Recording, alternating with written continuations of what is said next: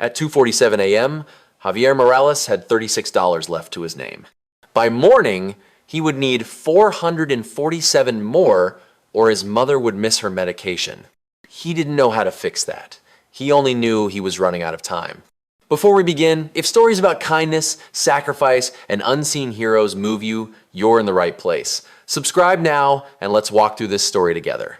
Across the diner, an old man sat frozen over a laminated menu, hands trembling so badly the plastic rattled. He hadn't ordered, he hadn't complained, he hadn't even looked up. Javier saw him anyway. He told himself to look away. Everyone had problems. Some problems just showed up hungry. 12 hours earlier, Javier had been lying on cold concrete beneath a Ford Explorer, socket wrench biting into his palm as desert night air turned his fingers numb. $40 cash for fixing a stolen catalytic converter. No receipt, no questions. Before that, a 6-hour shift at Mesa Auto Works, where Carlos paid him under the table and reminded him he was replaceable. And before that, his sister's voice on the phone. Mom's prescription went up again, Sophia had said, trying not to cry. We need another 200 by Friday. Now Javier sat in Rita's 24-hour diner on Indian School Road, the only place in Phoenix that still felt merciful at this hour. The coffee was burnt. The lights were unforgiving. But no one asked why a man in his 20s looked this tired. Fluorescent bulbs hummed overhead, bathing the room in a sickly yellow glow. A trucker slept at the counter, chin resting on his chest. 2 nurses occupied a corner booth, still in scrubs, laughter soft and hollow with exhaustion. And the old man by the window, always by the window. His coat had once been expensive. You could tell by the stitching. But time had chewed through it. The collar was frayed, one button hung by a single thread. What can I get you, sir? Rita appeared beside Javier's booth. Order pad ready. Her glasses hung from a beaded chain. Her bun had been neat 16 hours ago. Coffee, Javier said. His voice sounded older than he felt. Scrambled eggs, toast. Rita raised an eyebrow. That's all? You worked a double again. Javier tried to smile. Failed. I'm good, Miss Rita. She studied him the way mothers do, like they can see past skin and bone straight into the damage underneath. But she didn't push. She never did. Javier pulled out his phone. 3 missed calls from Sophia. He already knew why. The prescription bill sat folded in his wallet like an accusation. $847 for 1 month. Insurance covered $200. He had scraped together another $200. That left $447. Plus $50 Sophia needed by Friday. Plus $1,200 in rent he was already 15 days late on. He counted the bills in his wallet without pulling them out. $43. Eggs and coffee would cost $7 with tip. 36 left. His phone buzzed. Got an engine rebuild. Needs done by Saturday. You want it? Saturday was supposed to be his day off. The first in 3 weeks. He'd planned to sleep past 6 a.m. Maybe drive to Camelback Mountain.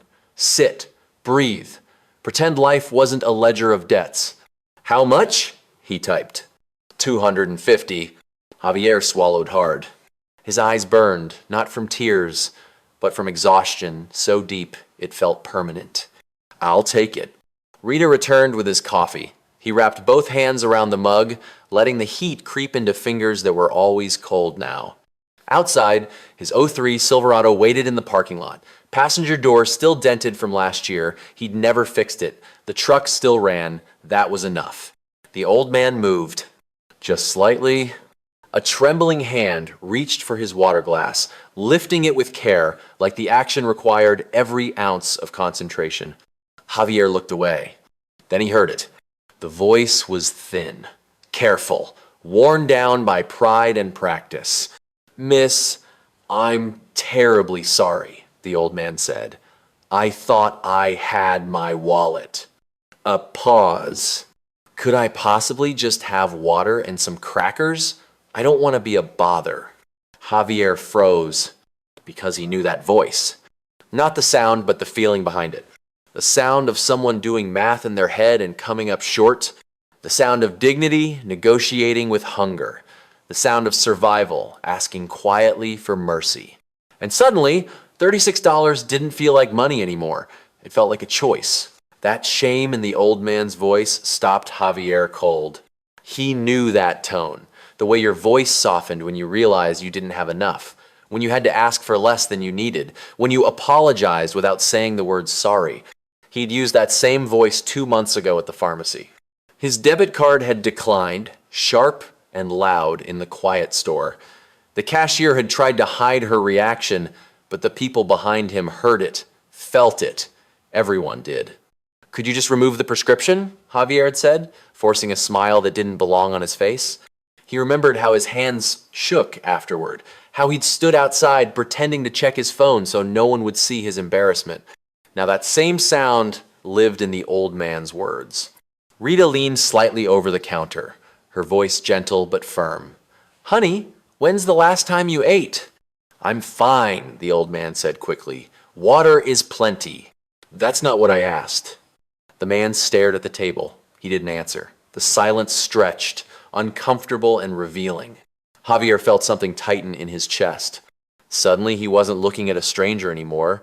He was seeing his mother years ago, right after his father left, watching her skip meals and claim she wasn't hungry, watching her blame the medication when she pushed food around her plate, watching her grow thinner while insisting everything was fine. She'd done it so Javier and Sofia wouldn't have to. Javier stood before he fully realized what he was doing. He crossed the diner slowly. The floor squeaked beneath his boots. The trucker at the counter glanced over. One of the nurses paused mid-conversation. Javier felt the weight of their attention but didn't stop. The old man looked up as Javier reached the booth. His eyes were pale blue and tired, filled with confusion and something else. Relief, maybe, that someone was finally speaking to him. "Sir," Javier said quietly, "I couldn't help overhearing. Would you let me buy you dinner?" The old man stiffened, color rising to his face. "Oh no, I couldn't possibly. I don't want to be any trouble." "It's not trouble," Javier said, sliding into the seat across from him. "I was about to order more food anyway. You'd be doing me a favor." The man studied him for a moment, clearly unsure. His eyes drifted to Javier's hands, still rough with grease, to the exhaustion etched into his face. "Are you sure?" he asked. Javier nodded. "I'm sure." He turned slightly toward the counter. "Miss Rita, could you bring the meatloaf special for my friend here? And maybe some apple pie after, with ice cream?" Rita froze for half a second. She looked at Javier, really looked at him. She saw the tired eyes, the cheap boots, the choice he was making. Then she smiled. "Coming right up, dear." Javier started to stand, but the old man reached out gently. "Would you sit?" he asked. "Just for a moment. I'm Walter Sandoval." Javier hesitated, then sat back down. "Javier Morales." Walter shook his hand. His grip was weak but warm. "I got confused earlier," Walter said after a moment. "It happens sometimes now. I was trying to get to my son's house, but my phone died. I must have taken a wrong turn. I just kept walking." "Where does your son live?" Javier asked. "Paradise Valley," Walter said. "At least, that's where he was last time I visited." Javier frowned. That was miles away. "What's his name?" "Michael. Michael Sandoval. Big white house on Clearwater Parkway."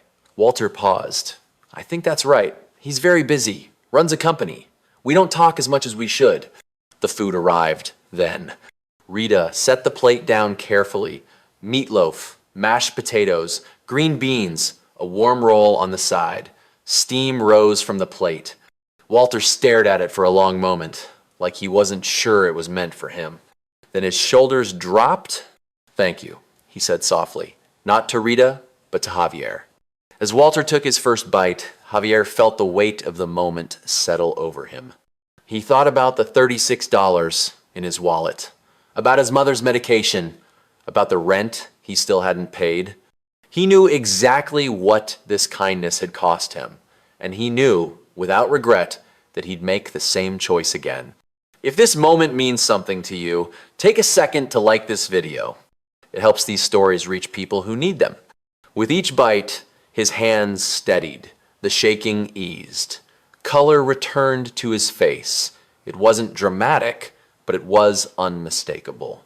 Javier watched in silence, struck by how quickly something so small, warm food, a place to sit, could pull someone back from the edge.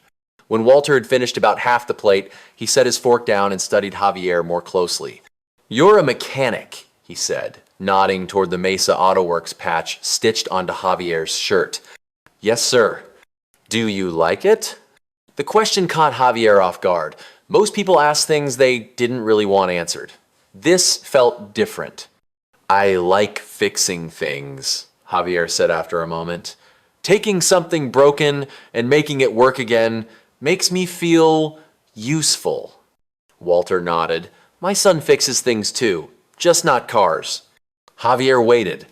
"Businesses, buildings, systems." A faint smile crossed Walter's face. "He's very good at it. Built something impressive from nothing." There was pride in his voice, but beneath it, distance. "I'm proud of him," Walter continued. "I just wish he remembered that not everything responds to effort and money. Some things don't need solutions, they need time. They need someone to stay." The words landed harder than Javier expected. He thought of his father. Gabriel Morales had left 3 years earlier, not long after Elena's diagnosis. He'd said he couldn't handle watching her decline. The bills, the appointments, the waiting. He'd promised to help, promised to send money. He never did. Once, a birthday card arrived with $20 inside. As if that could replace presents. "I'm sure he's doing his best," Javier said carefully. "Please," Walter said gently, "call me Walter." Javier nodded. "Perhaps he is," Walter said. "Or perhaps he's doing what's easiest. Work gives you rules, progress, a sense of control. People are harder. Sitting still is harder. Being there when there's nothing you can fix, that's the hardest thing of all." Javier understood that more than he liked. How many extra shifts had he taken because the garage was easier than home? Easier than watching his mother struggle to lift a fork? Easier than Sophia's quiet worry? Easier than feeling powerless?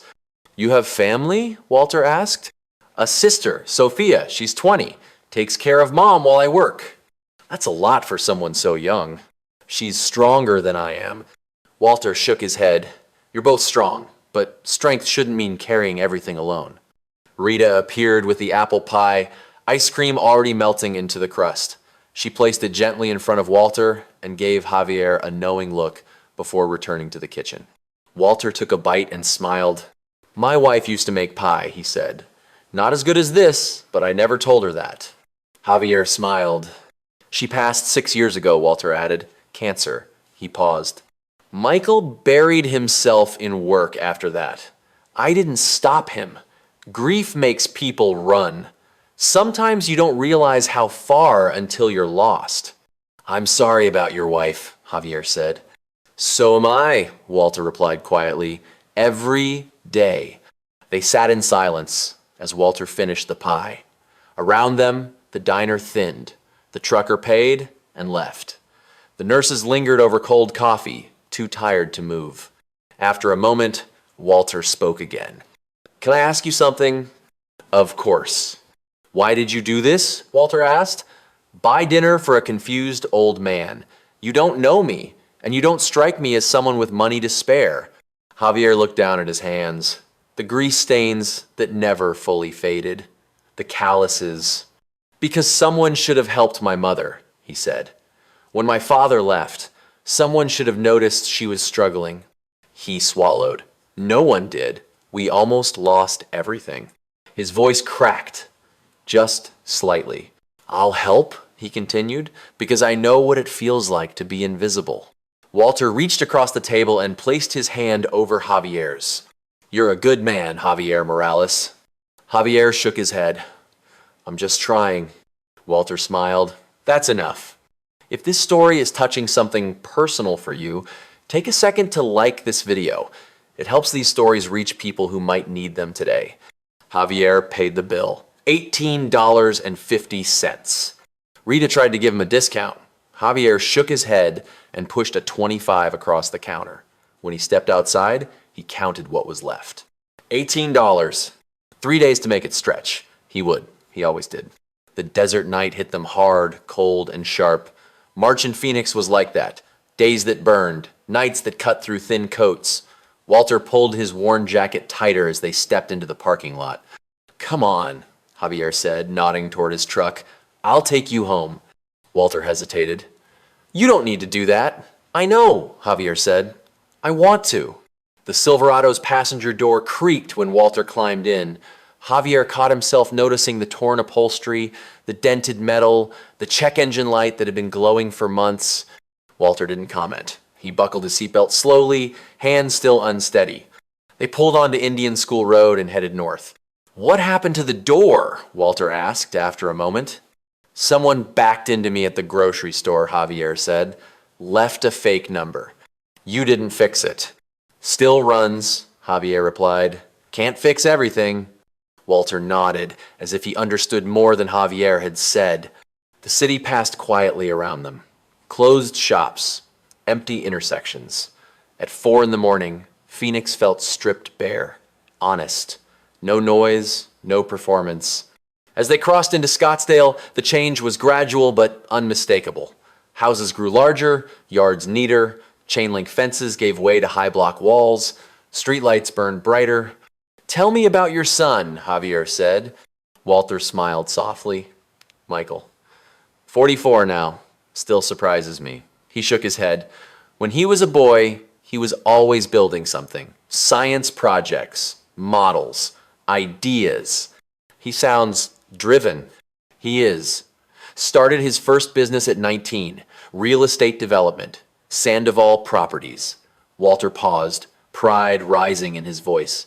47 buildings now, offices, apartments, retail. "That's impressive," Javier said. "It is," Walter agreed. His mother would have been proud. He fell quiet for a moment. After she died, he worked even harder. I think he believes staying busy keeps the pain away. Javier understood that instinct, how work could drown out everything else, how exhaustion could keep grief at a distance. "When's the last time you saw him?" Javier asked. 3 weeks ago. Maybe 4, Walter said. "He stops by when he can. Never long." His phone rings the whole time. They turned onto Clearwater Parkway. The houses here weren't just large. They were estates, wide gates, perfect lawns, driveways that curved like private roads, wealth so carefully maintained it felt unreal. "There," Walter said, pointing. "The white one." Javier slowed. The house was massive. White stucco walls, terracotta roof, palm trees lining a circular drive, every window dark except one upstairs. A single light burned behind drawn curtains. Javier parked by the gate and helped Walter out. The old man steadied himself, then straightened. "Thank you," Walter said. "For dinner, for the ride, for seeing me." "You get some rest," Javier replied. Walter tried to press money into his hand. Javier refused. They shook hands. Walter walked through the gate, his figure small against the size of the house. Javier waited until the door closed behind him. For a moment, he sat in the truck, looking at that one lit window upstairs. Someone was awake. Someone had seen the old man come home. Javier started the engine and drove away. He didn't know that from that upstairs window, Michael Sandoval stood with his phone in his hand, watching an old pickup truck disappear into the darkness. And he didn't yet know that this small act of kindness had just crossed into a world far larger and far more complicated than he ever intended. Javier woke at 5:30 a.m. to his phone ringing, 4 hours of sleep. His head throbbed. His body felt stiff, heavy, slow. He already knew who it was. "Where's the money for Mom's prescription?" Sophia asked the second he answered. No greeting, no patience. Javier sat up and rubbed his face. "I'll have it Friday. I'm working Saturday too." There was a pause, then a sigh. "Javier, you can't keep doing this. You need sleep. You need a life." "Mom needs her medication. She also needs you alive." Sophia's voice softened, then cracked. "You're 22. You should be in school, dating, doing something that isn't killing you." I'm fine. You're not fine, she said. You haven't been fine since Dad left. That one hurt. You're working yourself to death just to prove you're not like him. Javier swallowed. His throat burned. I have to get ready for work. Javier, please. He ended the call. He stared at the phone for a long moment, guilt settling in his chest. Sophia was right. She always was. But being right didn't pay bills. Being right didn't keep their mother alive. He stood up slowly. His joints cracked as if he were twice his age. The apartment was quiet. Too quiet. One room. Peeling paint. Old appliances that groaned when they worked at all. 400 square feet in Tempe that he'd called his own since 19. Back then, it felt like freedom. Now it felt like a trap. Javier pulled on his work jeans, stiff with grease. Same Mesa Auto Works shirt from yesterday. He hadn't washed clothes in weeks. The laundromat cost money he didn't have. He was brushing his teeth when he noticed the envelope under the door. His stomach tightened. Thick paper. Official. He opened it with shaking fingers. Notice to pay rent or quit. 15 days to pay $1,200 or vacate. 15 days. Javier sat on the edge of the bed and stared at the paper. He ran the numbers automatically. Saturday's job would bring in $250. 50 would go to Sophia. That left 200. Still 1,000 short. He could work nights, pick up emergency calls, ask Carlos for an advance, sell his truck, except without it, he couldn't work. The walls felt closer than they had a minute ago. Something inside him cracked. Not enough to shatter, just enough to weaken what little was left holding him up. He was tired. Not just sleepy, tired deep down. Tired of choosing which problem mattered most. Tired of never being enough. His phone buzzed. Emergency. Mrs. Chen's van won't start. Dialysis this morning. Can you come in early? Javier closed his eyes. Mrs. Chen was 73. Quiet. Always polite. Dialysis kept her alive. If she missed it, he thought about saying no. Just once. Letting someone else handle it. Going back to bed. But his fingers were already moving. Be there in 20. Because that was who he was. The one who showed up. The one who helped. Even when it cost him everything. He grabbed his keys, folded the eviction notice, and slipped it into his pocket. Outside, the sun was rising over Phoenix, painting the sky soft orange and pink. Beautiful, calm, unbothered. Javier didn't notice the black Mercedes parked across the street. Didn't see the man in the expensive suit watching him walk away. Michael Sandoval stood in his corner office on the 32nd floor of Sandoval Tower, phone pressed to his ear, watching the sunrise paint the valley in gold. Your father wandered off again last night. The voice belonged to Patricia Morrison, director of Desert Springs Senior Living.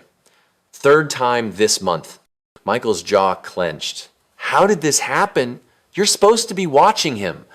Mr. Sandoval, we have protocols, but your father is very clever. He left during shift change. Security footage shows him walking out the south entrance at 11:47 p.m. 11:47. Michael checked his watch. It was 6:15 a.m. He's been gone for over 6 hours. He could be hurt, killed. Do you understand that? We called the police immediately. They found him safe at home around 4 a.m. How? He doesn't have his phone. Doesn't have his wallet. Patricia hesitated. We don't know. He won't say. Just keeps talking about a young man who bought him dinner. Michael hung up and immediately called his head of security. Vincent, I need you to find out how my father got home last night. Already on it, sir? Pulling camera footage from the area now?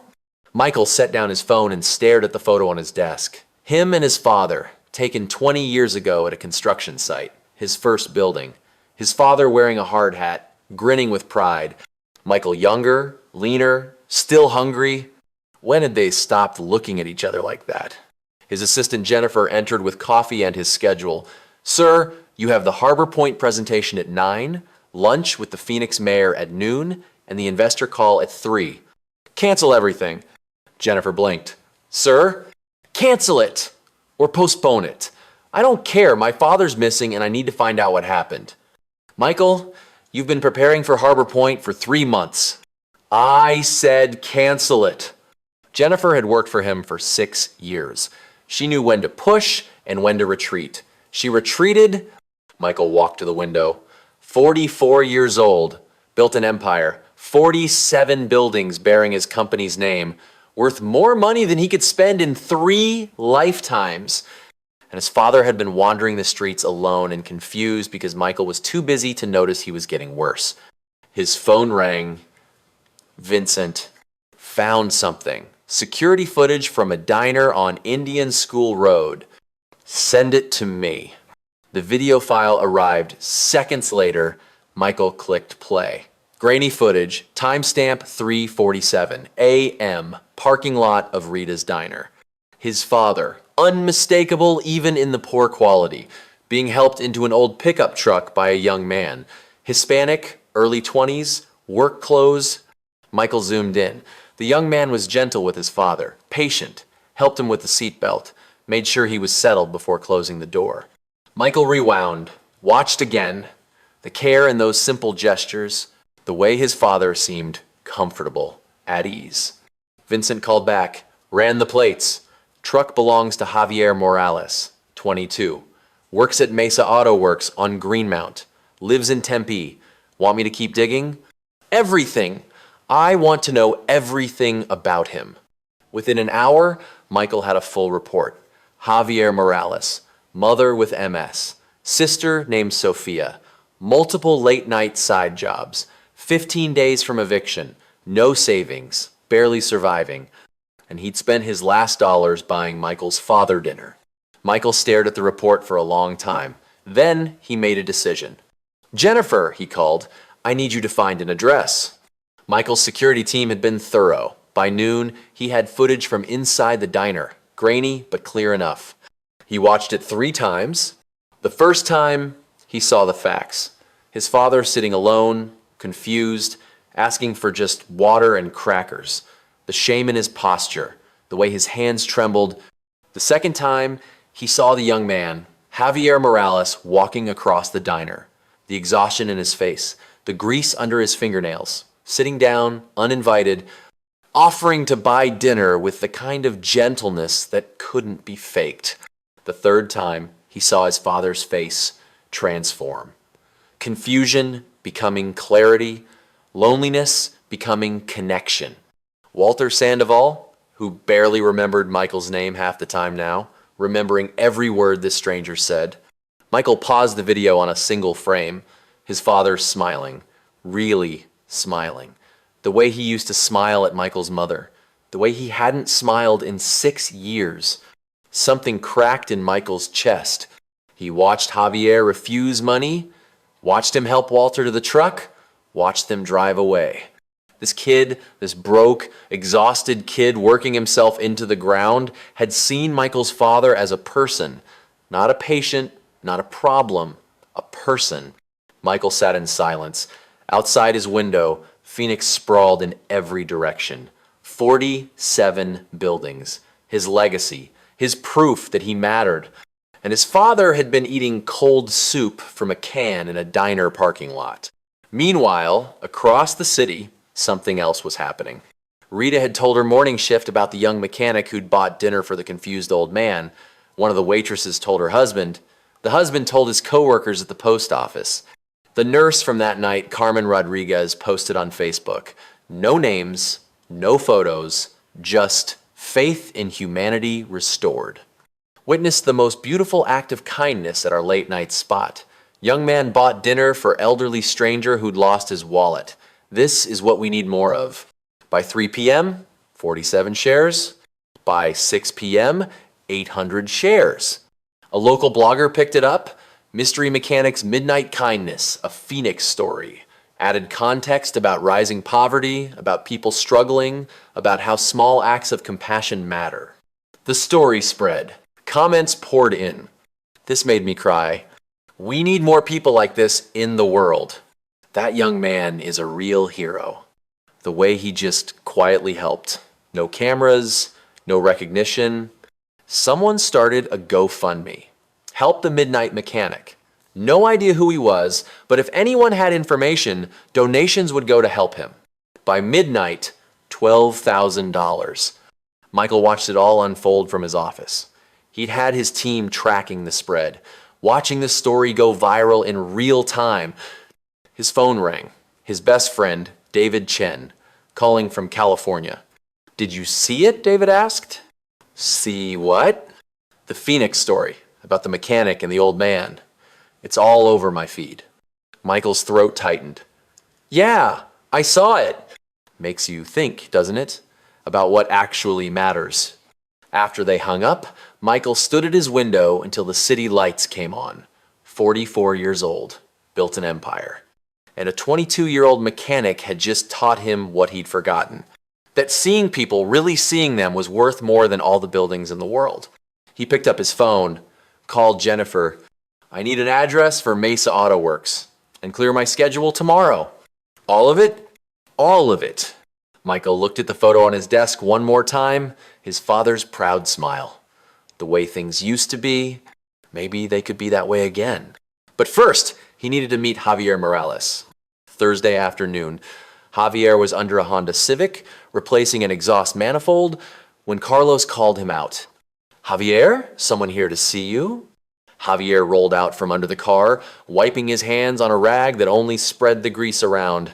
He walked to the office, squinting against the afternoon sun. A man stood there, mid-40s, expensive suit that probably cost more than Javier's truck, dark hair graying at the temples. He looked completely out of place in the garage, surrounded by oil stains and rusted tools. You're Javier Morales? The man asked. Yes, sir. Can I help you? You helped my father 2 nights ago, Walter Sandoval. Recognition hit Javier like cold water. Mr. Sandoval, is Walter okay? He's fine. Thanks to you. Michael extended his hand. I'm Michael Sandoval. I wanted to thank you, and I wanted to offer you something. Javier shook his hand, confused. Offer me what? A job. My father has Alzheimer's. Early stage, but progressing. He wanders, gets confused. He needs someone with him. Not a nurse, not a professional caregiver. Someone who sees him as a person. Michael paused. I want to hire you. $60,000 a year. You'd spend time with him, help him, keep him safe, keep him happy. Javier's mind went blank. $60,000. That was more than he'd made in the last 3 years combined. Sir, I'm not qualified. I'm a mechanic. I don't know anything about... You saw him as a person when he was lost and alone. You treated him with dignity. That's the only qualification that matters. Michael's voice was steady, but something raw lived underneath it. My father liked you, trusted you. That's rare now. Most people see the Alzheimer's first. You saw him. Javier's throat tightened. I have my mom, my job here. Responsibilities. I'll cover your mother's medical expenses, all of them, and your rent, student loans if you have them, whatever you need. The world tilted. Full medical coverage for his mother. No more choosing between medication and food. No more eviction notices. No more working until his body gave out. But his pride flared hot and defensive. I don't need charity. It's not charity. It's employment. Michael's expression softened. My father doesn't need another medical professional treating him like a condition. He needs a friend. Someone who won't see dementia when they look at him. Someone who'll talk to him like he matters. Why me? You could hire actual professionals, people with degrees. Because in 6 years since my mother died, I've hired 12 caregivers. My father tolerated them, he didn't trust them, didn't open up to them. Michael's voice caught. In one night, you made him smile. Really smile. I haven't seen that in years. Javier stood silent, oil-stained and exhausted, trying to process what was happening. Carlos stood in the doorway, eyes wide. Behind him, 2 other mechanics had stopped working to watch. Can I think about it? Javier finally asked. Michael pulled out a business card. Heavy stock, embossed lettering. Call me by tomorrow, please. My father keeps asking about you, about his friend who bought him dinner. Michael turned to leave, then stopped. One more thing. That GoFundMe, the one people started for the mystery mechanic, it's at $47,000. I can make sure it gets to you. You earned it. He left. The garage fell silent. Carlos walked over, staring after Michael's Mercedes as it pulled away. Do you know who that was? Sandoval Properties? He owns half of Phoenix, probably worth $200 million. Javier looked at the business card in his hand. His fingers left greasy smudges on the pristine white surface. $60,000 a year. His mother's medication covered, no more eviction notices, a chance to actually help someone instead of just surviving. But could he accept it? Could he let go of everything he'd been carrying alone for so long? His phone buzzed. Call me. We need to talk about Mom. Javier closed his eyes, made a decision. He called his sister, but she didn't pick, so he went back to the house. Sophia opened the door before Javier could knock. She'd been waiting. What's going on? She asked, suspicious. You never come over on Thursdays. Inside, their mother sat in her wheelchair by the window, afternoon light catching the gray in her dark hair. Elena Morales, 48 but looking 60, her body betraying her one nerve at a time. Paperwork covered the coffee table. Medical bills, insurance denials, payment plans. I need to talk to you both, Javier said. Sophia crossed her arms. Elena wheeled closer, concern in her eyes. Javier explained, the diner, Walter, Michael's offer, everything. Sophia's reaction was immediate. Take it! Are you insane? Take it! It's not that simple. It's exactly that simple. Sophia's voice rose. $60,000 a year? Mom's medication covered? Javi, do you know what that means? She could get the better medication, the one her neurologist recommended, but insurance won't cover. Physical therapy, actual treatment instead of just managing symptoms. But I'd be abandoning you, leaving you alone with our mother? Elena's voice was quiet but firm. Baby, come here. Javier knelt beside her wheelchair. She took his face in her hands. The left one trembled, but her grip was strong. You've never abandoned anyone, Elena said. You've been my rock since the day your father walked out. But Javi, you're drowning. I see it. Sophia sees it. I'm fine, Mom. You're not fine. A tear slid down Elena's cheek. You're 22 years old and you look 40. You work yourself sick. You don't sleep. You don't eat. You're killing yourself for us. Because Dad didn't, Javier said, voice breaking. Because he left and someone had to. You are not your father. Elena's voice turned fierce. Gabriel left because he was scared. Scared of my illness, scared of responsibility, scared of not being enough. But you, mijo, you've never been scared of anything except failing us. Javier's eyes filled. I'm so tired, Mom. I know, baby, I know. So rest. Let someone else carry the weight for once. Sophia sat on the arm of the wheelchair. We'll be fine. I'm here with Mom. You can visit whenever. It's Phoenix, not another country. What about my job? Carlos depends on me. Carlos will survive, Sophia said. The question is, will you? A memory hit Javier hard. 15 years old, watching his father pack a duffel bag. Gabriel promising to send money, to call, to come back once he figured things out. He never did. Javier had knelt beside his mother's wheelchair that night, just like this, and made a promise. I'll take care of us, Mom. I swear. He'd kept that promise, worked himself into the ground keeping it. But somewhere along the way, the promise had become a prison. Elena saw the memory playing across his face. You kept that promise, baby. For 7 years, you've kept it. Now, I need you to keep a new one. What promise? Take care of yourself, too. Javier's phone rang. Carlos. He answered. Yeah? Javi, that Sandoval guy? He came back. Carlos sounded amazed. Offered to pay Mesa Auto Works a retainer if I hire someone to replace you. Gave me $10,000 up front. Cash. Javier's hand tightened on the phone. He what? Take the job, kid. Opportunities like this don't come twice. Not for people like us. After he hung up, Javier sat on the floor, back against the wall. Sophia and Elena watched him. He's removing every excuse I have, Javier said quietly. Because he sees what we see, Elena said. That you're worth investing in. That you deserve more than barely surviving. Javier pulled out Michael's business card, stared at it. Sophia knelt beside him. Sometimes accepting help isn't weakness, hermano. Sometimes it's the bravest thing you can do. Javier took out his phone, dialed the number. Michael answered on the first ring. I'll take it, Javier said. When do I start? Friday morning, Javier stood at the gate of the Sandoval estate, duffel bag in hand, heart pounding. The house looked even more massive in daylight. White stucco gleaming, terracotta tiles perfect, landscaping immaculate. A different world from his studio apartment with peeling paint and cockroaches. He pressed the intercom button. Come in, Javier, Michael's voice, and the gate swung open.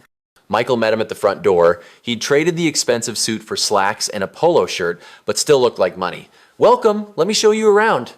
The interior was stunning. Marble floors, high ceilings, art on the walls that probably cost more than Javier would make in 5 years, but it felt empty somehow, like a hotel, not a home. Your room is upstairs, Michael said, leading the way. My father's room is down the hall. Common areas downstairs. Kitchen is fully stocked. Help yourself to anything. Javier's room was bigger than his entire apartment. King bed, private bathroom, a desk by the window overlooking the pool. This is too much, Javier said. It's what we have. Michael's tone was matter of fact. Now, about my father. He needs his medication at 8 a.m. and 8 p.m. Schedule is on the refrigerator. He can't drive anymore. He can't be left alone for more than an hour. He tends to wander. Mr. Sandoval. Michael stopped. With respect, sir, he's not a prisoner. Michael's jaw tightened. He has Alzheimer's. Structure keeps him safe. Structure and living aren't the same thing, Javier said carefully. I'll keep him safe, but I won't keep him locked up. Tension crackled between them. Michael opened his mouth to argue, then closed it. Something shifted in his expression. Just keep him safe, he said finally. I will. A door opened down the hall. Footsteps, slow and uneven. Walter appeared in the doorway of his room, wearing pajamas and a confused expression. Then he saw Javier. His whole face transformed. Javier, is that you? Hey, Walter, Javier smiled. Walter rushed forward with surprising speed, pulling Javier into an embrace. You came back. You actually came back. I told you I would. Walter pulled away, beaming. Then he noticed Michael. Oh, Christopher, I didn't know you were home. It's Michael, Dad, he said quietly. Walter's confusion flickered. Of course, Michael, sorry. He turned back to Javier. This is my friend, the one I told you about, from the diner. I know, Dad. I hired him to spend time with you. Walter's brow furrowed. Hired? Why would you hire a friend? Awkward silence. Javier stepped in smoothly. Your son wanted to make sure I could visit more often, Walter, so we worked out an arrangement. Walter accepted this, smiling again. That's wonderful. We can work on the garden. I'll teach you about my Maria's roses. Michael watched the exchange. Something in his face softened just slightly. I have to go to the office, he said. Jennifer has my number if you need anything. We'll be fine, Javier said. After Michael left, Walter took Javier's hand. He means well, he just doesn't know how. Know how to what?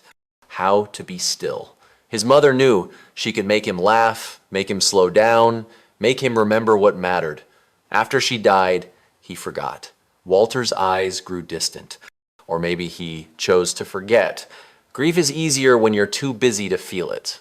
Come on, Javier said gently. Show me these roses. They spent the morning in the garden. Walter teaching, Javier learning. How to prune, how to fertilize. The names of each variety. Pink Peace, Mr. Lincoln, Double Delight. Maria planted these 30 years ago, Walter said, touching a bloom tenderly. Said roses need patience and care. just like people. Around noon, Walter paused mid-sentence, looked around, confused. Where am I? His voice trembled. Javier kept his voice calm. You're at home, Walter. In your garden. You're safe. I'm here. Walter's eyes found Javier. Recognition slowly returned. Javier? That's right. I forget sometimes. I know. It's okay. Walter's eyes filled with tears. I'm scared. Javier took his hand. I know, but you're not alone. Monday morning, Michael's phone wouldn't stop ringing. He was in his home office, trying to work, when Jennifer called for the third time in an hour. Sir, have you seen the Arizona Republic this morning? No. Why? There's a story. Front page of the local section. Young Mechanics Kindness Sparks Movement. Michael pulled up the website. There it was. The headline, a photo of Rita's diner, and a story about a young mechanic who'd bought dinner for a confused elderly man with Alzheimer's. Rita had given an interview, described the scene without naming names. Most beautiful thing I've seen in 20 years, working nights. This young man barely had $2 to his name, and he spent it on a stranger. The article mentioned Walter only as a local senior who'd wandered from his care facility, mentioned Javier only as a two-year-old mechanic working multiple jobs to support his sick mother. By noon, every Phoenix news station had picked it up. By 2 p.m., the story had spread to Tucson, Flagstaff, across Arizona. By 5 p.m., national outlets were calling it the Phoenix Miracle. Someone had started a GoFundMe, Help the Midnight Mechanic. The description read, if anyone knows who this young man is, please come forward. Let's help someone who helps others. The fund hit $50,000 in 6 hours. Comments poured in. This is what humanity should be. That young man is a hero. We need more people like this in the world. The fact that he didn't want recognition makes it even more beautiful. Michael sat in his office, watching his phone light up with messages. Friends, business associates, people he hadn't talked to in years, all sharing the story. His best friend David called from San Diego. Tell me that's your father in the story. How did you know? Because you just hired a mechanic out of nowhere. Michael, this is incredible. You have to do something for this kid. I already am. Meanwhile, downstairs, Javier and Walter were oblivious. They'd spent the day cooking. Walter teaching Javier his wife's recipes. Beef stew, the way Maria used to make it. Slow cooked, seasoned with patience. You add the carrots last, Walter instructed. Maria always said if you add them too early, they turn to mush. How long were you married? 47 years. Walter smiled at the memory. Met her at a church dance. She was 19, wearing a yellow dress. I asked her to dance and forgot every other woman I'd ever known. They worked side by side, Walter's hands steady when focused on a task. It was one of his good days, mostly clear, mostly present. Tell me about Michael when he was young, Javier said. Walter's face lit up. Brilliant boy, curious about everything. Built model buildings out of cardboard boxes. Drew blueprints on napkins. Maria and I knew he'd do something extraordinary. His smile faded, but somewhere along the way, the work became more important than the life. After Maria died, it got worse. He threw himself into projects. I think he believed if he built enough buildings, it would fill the hole she left. Does it work? No, it never does. Walter looked at Javier. You can't build your way out of grief. You have to feel it, sit with it, let it transform you instead of running from it. The front door opened. Michael, home at 6 p.m. Unheard of. He followed the smell of cooking to the kitchen, stopped in the doorway, his father and Javier at the stove, laughing about something. Walter wearing Maria's old apron, the one Michael hadn't seen in years. The kitchen filled with the smell of his mother's stew. For a moment, Michael couldn't breathe. The memory was too sharp. His mother at that stove, his father beside her, the three of them together before everything fell apart. Mr. Sandoval, Javier said, noticing him. You're home early. Everything okay? Michael's throat was too tight to speak. He nodded. Walter turned. Michael, good. You're just in time for dinner. And for the first time in 6 years, they sat down as a family. 3 weeks passed. Michael had taken time off work, actual time off, for the first time in 6 years. He'd been home every day, learning to be still, learning to be present. He'd helped Javier and Walter in the garden, learn the names of his mother's roses, listen to his father's stories, even the ones repeated 3 times in an hour. Walter was having more good days. The doctor said engagement helped. Purpose helped. Being seen as a person instead of a patient helped. Sunday afternoon, Javier mentioned missing his mother and sister. Bring them here, Michael said, for dinner. Javier hesitated. You don't have to. I want to. I want to meet the woman who raised someone like you. That evening, Sophia pushed Elena's wheelchair up the stone pathway. Javier met them at the door, nervous energy radiating off him. Elena took in the enormous house, the manicured grounds, the fountain in the circular driveway. Mijo, this is beautiful. It's a lot, I know. It's perfect. She smiled at him, and Javier saw she meant it. Not the house, the fact that he was here, healthy, resting, that mattered more than any mansion. Walter appeared in the doorway, Michael behind him. Walter's face lit up when he saw Elena. You must be Javier's mother, Walter said, approaching with surprising grace. He talks about you constantly. The strongest woman he knows, he says. Elena laughed. He's biased. He's accurate. Walter's eyes were kind. May I? He gestured to her wheelchair. Elena nodded, and Walter knelt beside it with the ease of someone who understood physical limitation. I'm Walter Sandoval. It's an honor to meet you. Elena Morales. The honor is mine. Michael introduced himself to Elena and Sophia. Formal at first, then warming as Sophia made a joke about the chandelier being bigger than their entire apartment. They gathered in the dining room, the formal one Michael never used. Crystal glasses, china plates. But the atmosphere wasn't stiff. Walter made sure of that. He told stories about Maria. She was a teacher, 2nd grade, toughest woman I ever knew, could handle 37-year-olds and a school board that didn't want to fund arts programs. Elena's eyes brightened. I was a teacher too. High school English, before the MS made it impossible to stand for 6 hours. What did you teach? Literature, poetry. I wanted kids to see themselves in stories, to know their lives mattered enough to be written about. They connected deeply. 2 people who'd lost mobility, but not mind, who'd taught and loved and built lives that mattered beyond their bodies' betrayals. Michael watched his father come alive in a way he hadn't seen in years. Animated, present, happy.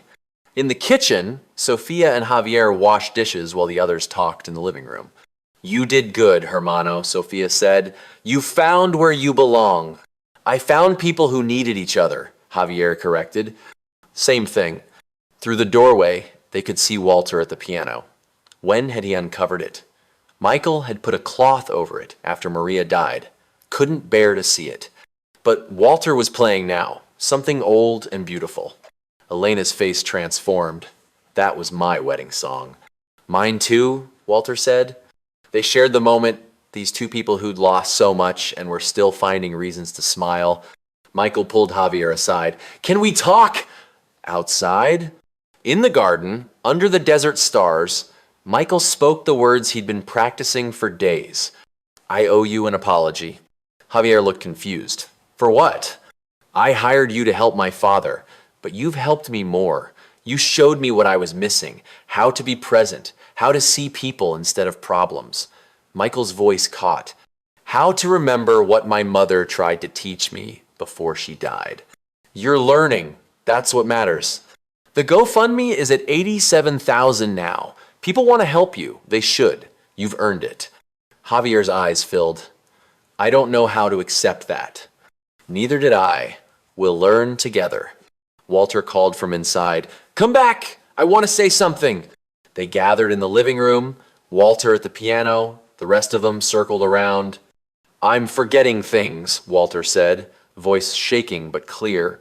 More every day. Names, faces, moments, but I'll never forget this. Being seen, being loved, mattering. He looked at each of them. Javier gave that to me when I was lost. Michael is learning to give it. You've all given it to each other. Tears streamed down his face. When I'm gone, when I don't remember any of this, promise me you'll remember each other. We promise, Elena said, reaching for his hand. Michael embraced his father for the first time in years, really embraced him. They held each other, both crying. Javier watched, understanding. He hadn't just helped Walter, he'd helped them all help each other. Sophia took his hand. Elena reached for his other one.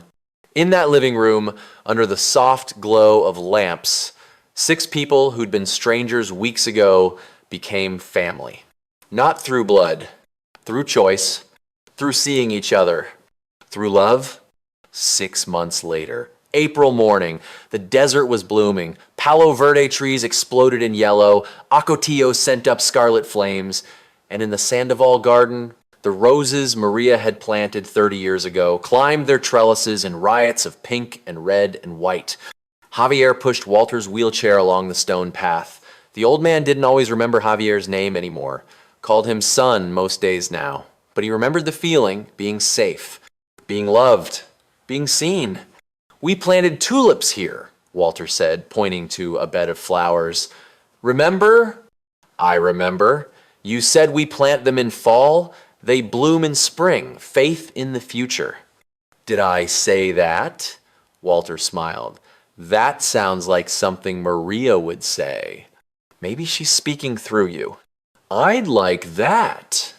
Michael joined them, carrying 3 cups of coffee on a tray. He'd started working from home permanently, 3 days a week in the office, maximum. The business hadn't collapsed. Turned out the world kept spinning even when Michael Sandoval wasn't micromanaging every detail. He sat on the bench beside them, handed coffee to Javier, helped Walter hold his cup steady. Is this my son? Walter asked, looking at Michael. Yes, Dad, I'm your son. I have 2 sons now. Walter looked between them. I'm lucky. Michael's eyes filled, but he smiled. We're the lucky ones. They sat in comfortable silence. Birds singing, water trickling from the fountain, the smell of roses heavy in the air. Later, people began arriving. Elena and Sophia, Carlos from Mesa Auto Works, Rita from the diner, Jennifer and her family, a dozen others who'd become part of this unlikely family. They were celebrating. Javier had been accepted to Arizona State's nursing program, would start in fall. Michael was paying tuition, but Javier had earned it. Earned it through 6 months of seeing Walter not as a condition, but as a person. Elena gave a toast, her voice strong despite her trembling hands. To my son, who taught us that helping one person can change everything. Applause. Laughter. Javier shook his head. I didn't change anything. We all helped each other. Walter, having a moment of clarity, spoke up. That's how it works. One kindness becomes many, like planting seeds. You never know what will grow. Rita hugged Javier. That night at the diner, I knew something special happened. Didn't know it would be this special. Carlos clapped him on the shoulder. Still got your toolbox at the shop if you ever want to get greasy again. I might take you up on that. As the sun set, painting the sky in shades of orange and purple, Javier stood at the edge of the garden and watched. His mother laughing with Walter, Sophia talking with Michael about her social work classes. All these people who'd been strangers, now family. Michael approached, stood beside him. You know what I learned this year? Michael said. What's that? That the things we think don't matter, $1, 20 minutes, a conversation, a meal, those are the things that matter most. Your mom knew that, Javier said. Walter says she was always teaching you to slow down, to be present. She was. I just wasn't listening. Michael paused. I'm listening now. They stood together, watching Walter fall asleep in his wheelchair, peaceful in the evening light. Elena beside him, Sophia on his other side. He won't remember this tomorrow, Michael said quietly. Won't remember today or last week or probably even my name. But he'll remember the feeling, Javier said. Being loved, being safe, that lives deeper than memory. Michael nodded, throat too tight to speak. As darkness fell, someone lit candles on the patio. Soft light flickered across faces. Walter stirred, opened his eyes. "Tell me about the flowers," he said to no one in particular. Michael and Javier knelt beside his wheelchair, their hands both on the armrest, touching. "They bloom because someone cared enough to plant them," they said together. Walter smiled. "Just like people." "Just like people," Javier echoed. He looked around at all of them. His mother, his sister, Michael, Walter. This family he'd found by being brave enough to see someone's pain and choosing to care. 6 months ago, he'd been drowning, alone, invisible. Now he was surrounded by love. All because of 85 cents and a can of soup. All because he'd chosen to see. The desert night settled around them, warm and full of stars, and Javier understood finally what his mother had been trying to teach him all along. You don't have to carry everything alone. Sometimes the strongest thing you can do is let yourself be loved. If you believe small acts of kindness can change lives, subscribe. This channel tells stories about people the world almost ignores, and the moments that prove they matter.